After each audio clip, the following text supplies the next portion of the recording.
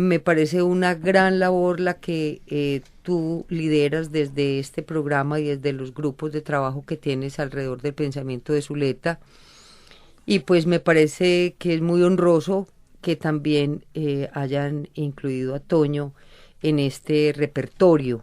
Bueno, me siento muy contenta, son los 5 años de la muerte de Toño, el 4 de marzo, dentro de 3 días. Es muy duro, pero también muy bonito saber que podemos estar hablando de Toño a los 5 años y vincular a gente joven con estos maestros, como dice Carlos Mario, estos maestros que nos formaron a nosotros, y digo a nosotros y arranco por mí, porque Toño me llevaba a mí 10 años y realmente pues mi maestro fue Toño. Pues si yo hice algo intelectualmente, y cuando ahora me hacía la presentación Carlos Mario, yo decía, pues lo que hice intelectualmente realmente se lo debo a Toño, porque además pues de amante, esposo, compañero, papá de mis hijos, era un hombre que tenía la capacidad de impulsar a la gente, sin imponerle nunca nada a nadie, sino sugiriendo, encarretándolo a uno con las lecturas, un gran amor por la literatura. Pienso que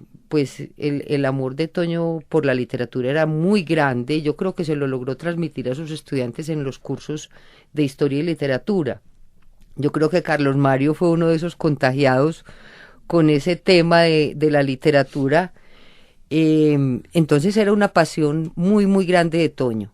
Entonces ese contagio con la literatura y con el conocimiento, pues en general, pues era un contagio, como decía, aquí se me olvidó el nombre, eso después lo editan, ¿cierto? Tranquila, aquí no hay problema.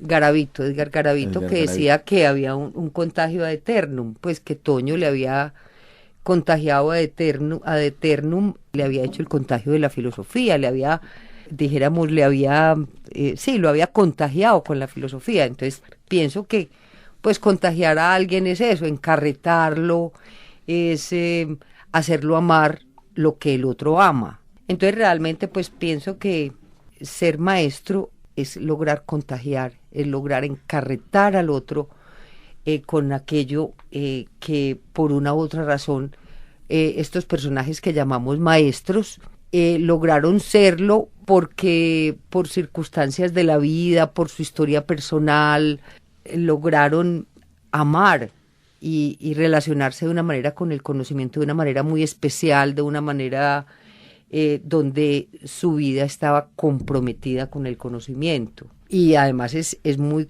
muy difícil, pues porque pienso que son personas para las que es mucho más difícil vivir la cotidianidad.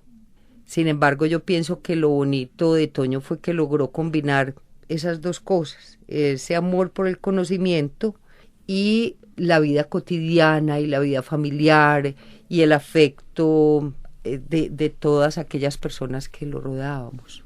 Claro, yo estoy completamente de acuerdo con lo que vos decís, que Toño, y creo que tiene que ser uno de los motivos de nuestros programas en este mes, y además pues anunciándoles que después de junio estaremos dedicando ya una serie larga, probablemente 6, 8 meses o un año, específicamente a Toño. Pero decía, comparto con vos que Toño es una huella, que Toño es uno de esos pocos hombres que realmente merecen el título de maestros y que hizo una incidencia muy grande. Aquí en la Universidad Nacional yo tengo la fortuna de dirigir un seminario muy bello, muy antiguo ya, ese seminario va a cumplir 19 años de existencia, que se llama precisamente, y desde hace muchos años se llama Seminario Permanente sobre el Amor y la Muerte, Luis Antonio Restrepo. Y ese seminario pues nosotros tuvimos, digamos, como la fortuna de haber contado con Toño en él, pero también que se llame Luis Antonio Restrepo no es otra cosa que el reconocimiento para la generación de la que yo hago parte, pero para también las generaciones que me siguen, de lo que ha sido la memoria y la huella de la inteligencia y también de algo que hablaremos en el programa, de la actitud vital, de la posición ante la vida que regía y caracterizaba a Toño.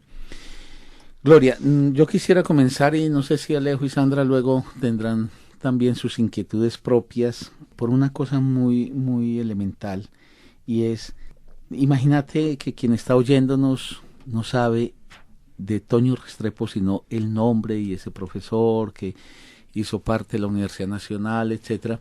Yo no sé por dónde pudiéramos empezar y obviamente vos sos la más autorizada para ello, a hablar de quién era Toño Restrepo. Contanos, vamos a hablar incluso de cosas que tengan que ver con eso que decías vos, la cotidianidad, la vida. A mí me gustaría muchísimo una semblanza que mostrara ese Toño amante, ese Toño que siempre, y soy un testigo y creo que sobran los testigos más allá de mí, por ejemplo, que te amó tanto, que siempre fuiste una mujer tan importante y tantas cosas, sus hijos, la manera de vivir todos los días. Hay una inquietud, Carlos, que yo tengo y que se anuda a lo que estás planteando, y es que pues yo tuve la fortuna de conocer a Toño, pero como decís, al viejo Toño, ¿cierto? Cuando Toño ya está aquí en la universidad y uno lo veía con su figura imponente, su barba blanca, pero siempre uno mantiene una inquietud de cómo era ese Toño cuando estaba joven también. Entonces no sé si Gloria nos quiere hablar un poco de eso, porque son seres que generan un enigma en torno a ellos y un misterio que nace pues de la admiración también que van despertando. Claro, Alejo, que nos hiciera Gloria para beneficio de todos nosotros y los oyentes, obviamente, una pequeña semblanza biográfica de Toño. Bueno, hacer una semblanza y aquí a quemarropa es muy duro, lo hubiera tenido que escribir. Bueno, Toño, a ver, como intelectual era, yo diría, contestatario.